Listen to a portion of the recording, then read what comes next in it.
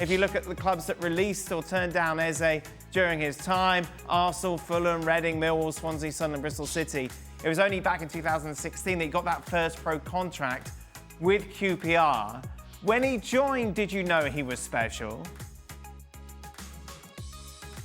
Yeah, so I need to start by saying congratulations to you for being self-aware to call yourself an idiot. Credit to you. That's a great moment for the show. Yeah, I've made a career of it.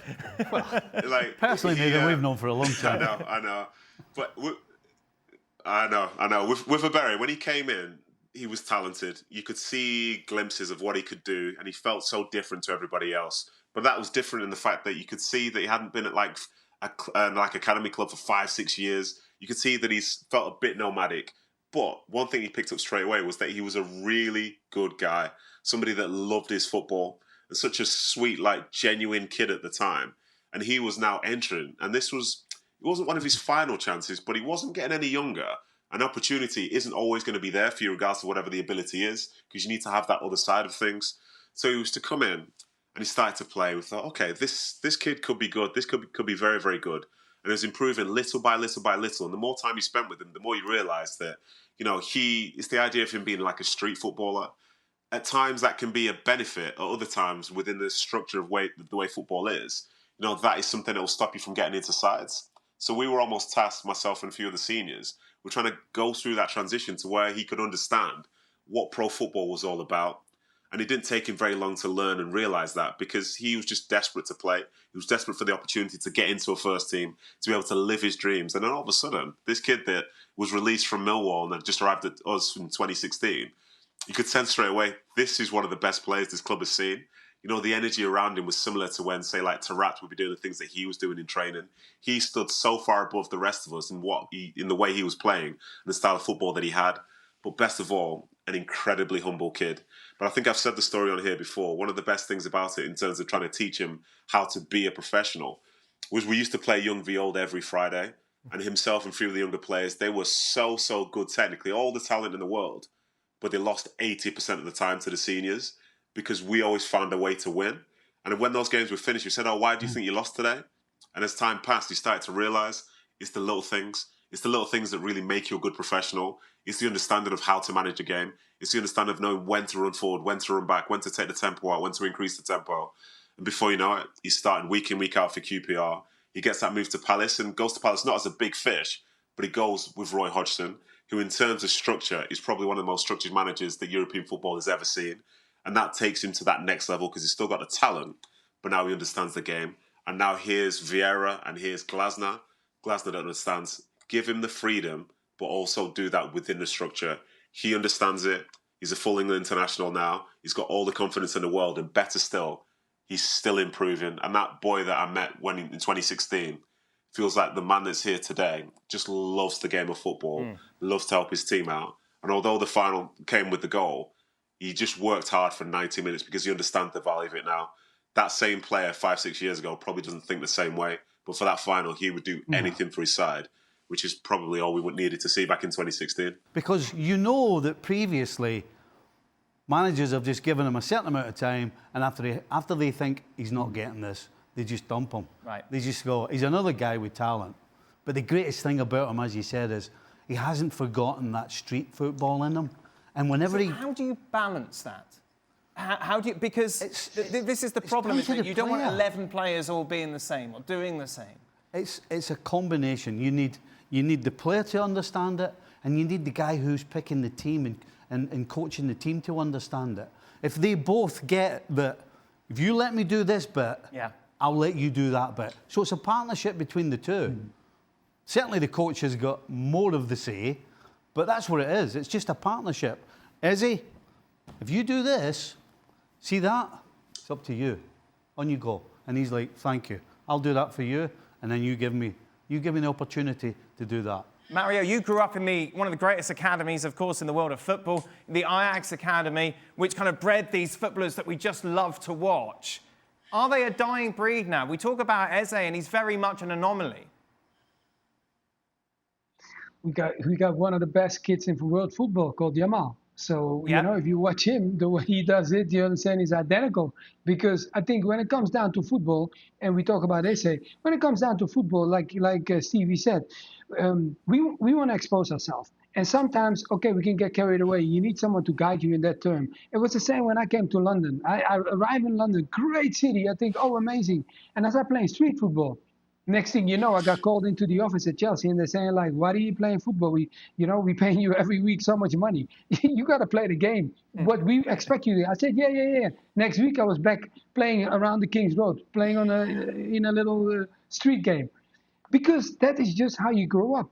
Eze grew up with the street football. So for him, this is normality. And there are thousands of people. The only thing what I don't understand is sometimes is that some kids, they cry when they fall. But this is how you learn football. On the concrete, that is the best play to put your sneakers on and just go at it and just, embarrass people. That's what the game of football is all about. When you come on the field, you have structure.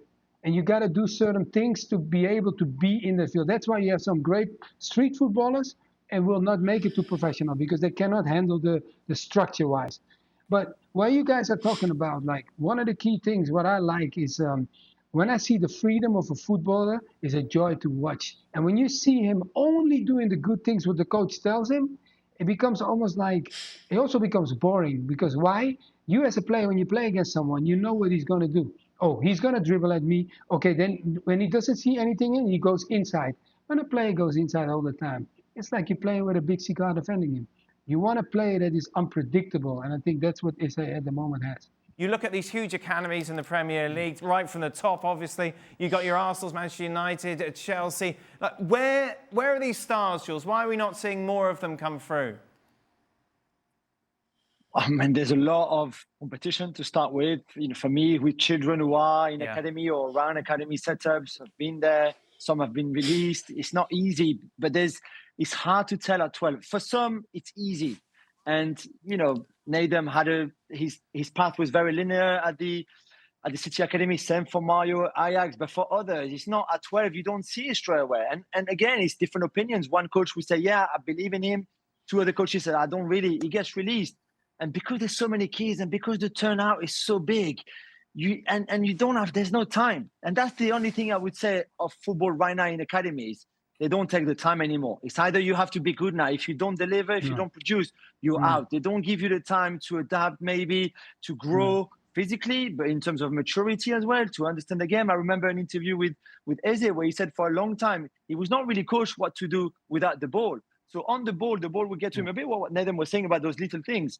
On the ball, no problem. Technically, he was clearly gifted from a very young age. But off the ball, when his team had the ball or when the opposition had the ball, he was not really sure what to do. If you're not coached that, but they don't have the time to coach you that. And if you don't make that impact, you're out of the door. And that's the reason. But I'm glad the determination was there because I know a lot of players who were very good at 12 who never made it and others who were good but didn't persevere like Eze did and never made it either. Nedum, you work obviously closely with the Manchester City Academy still quite a lot. Is there a danger of just looking for somebody who ticks all the boxes as opposed to somebody who you've got to roll the dice with, take a risk with? That's a good question. And I think it basically depends on when the opportunity arises for those players, because I don't know if Mario would agree with this and so on. But when I look at, say, the way that youth football is these days, like kids are being seen and scouted from like 5, 6, 7 years of age, and they're all learning ball mastery. And I'll be honest, from myself as a young player, by the time these kids are getting towards 10 when I joined the academy, I hadn't spent 4 or 5 years working on ball mastery. So from a technical standpoint, they are creating something pretty good at that level. And then as they start to go through all the different years, the structure starts to arrive within it. And I think for some players, I think they do take on information from a coach at times too literally, and they do become a little bit scared of being able to express themselves. Right. Whereas I think for someone like Eberechi and others, I believe that they understand when to do something. I think at times, especially from when I was in the academy, there were people who were skilled, but they seemed to be doing it at the wrong time. They didn't really care about or understand the nature of the game, whereby it was in its totality. You have to be a two-way player. It's not just about attacking. You've got to be able to defend, even if you're just standing in the right position for a second. So I think as they're coming through, there are really skilled young footballers. I've seen them around England. They're incredibly skilled. The issue is when they then enter into adult football, and in particular into men's football, the pressure's on to be able to succeed and be part of this setup. So we look at, for example, I don't know if Jules will be able to comment on this, but like someone like Ethan Nwaneri, like incredible talent. And if you watch him at sort of under 18 level, he'll stand out as one of the most creative players you could ever possibly imagine. But when he has to come into the Arsenal side, they're playing against other professionals who think, well, I'm going to stop this 18-year-old kid by doing this, that, and the other. And if he goes off and tries to do his own thing, it costs Arsenal a game. If it costs Arsenal a game, it might cost Arsenal a title, might cost Arsenal an FA Cup, cost them the Champions League and so on. So I think some of the pressures are there. But a difference for me personally, in terms of City's academy, for when I came through compared to now, I think when I was younger, City and lots of clubs around England didn't have enough money to be able to bring people in from around the world to come and play in those positions. So you would gain more opportunities, and at the time you'd sort of learn on the job.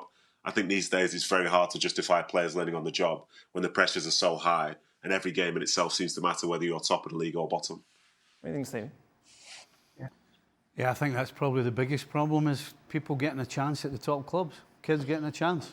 You know, you hear, you go back to Man United with Fergie. Fergie loaned everybody out to put them in a position that Nedum's talking about where they're playing at a level of football where the professional side of it wasn't quite as important. They actually got more opportunity to play the game as opposed to the professional side of it.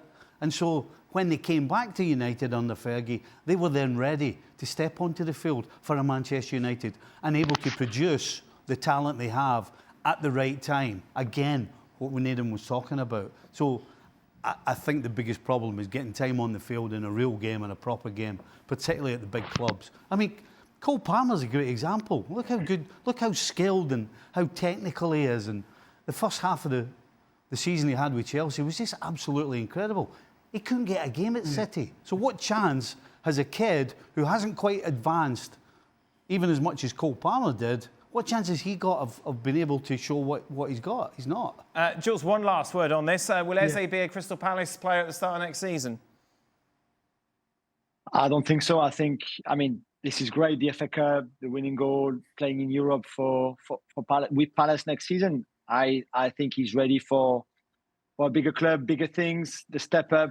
I don't know if Nedum agrees, but I think he's ready. We kind of expected him maybe to move last summer, and the offers were maybe not there. There was a few contacts, but nothing too concrete. I expect it to be different this summer. I don't know what the ceiling is. I don't know how high he can go. Certainly, if he goes into a team that plays more, that has more of the ball, I think he will shine even more.